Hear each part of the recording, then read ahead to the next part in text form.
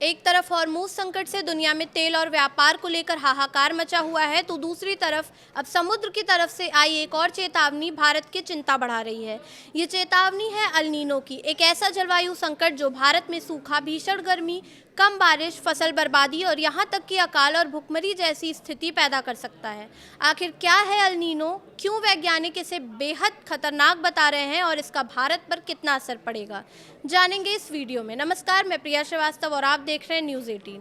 दुनिया के महासागर तेजी से गर्म हो रहे हैं। अप्रैल महीने में वैश्विक समुद्री सतह का औसत तापमान 21 डिग्री सेल्सियस तक पहुंच गया, जो इतिहास के दूसरे सबसे ऊंचे स्तर पर माना जा रहा है।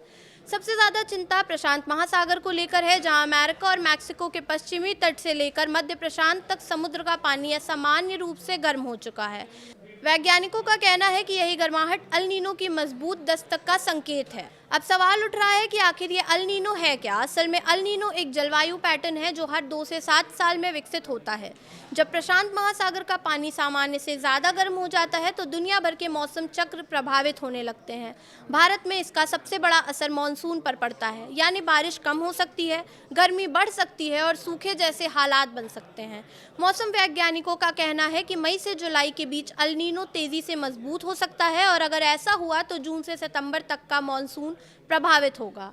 अब बात सबसे बड़े खतरे की, भारत पर इसका असर कितना गंभीर हो सकता है। तो विशेषज्ञों के मुताबिक अगर अल नीनो मजबूत रहा तो देश में औसत बारिश 10 से 20% तक कम हो सकती है। इसका सीधा असर खेती पर पड़ेगा। धान, मक्का, सोयाबीन और कपास जैसी खरीफ फसलें प्रभावित हो सकती हैं। सिंचाई संकट गहराएगा और सबसे ज़्यादा मार छोटे किसानों पर पड़ेगी। सिर्फ खेती ही नहीं, उत्तर भारत, मध्य भारत और पश्चिमी हालातों में भी तापमान 45 से 48 डिग्री तक पहुंच सकता है। हीट वेव्स बढ़ेंगी, बिजली की मांग रिकॉर्ड स्तर पर जाएगी और बुजुर्गों और बच्चों में स्वास्थ्य समस्याएं भी तेजी से बढ़ सकती हैं।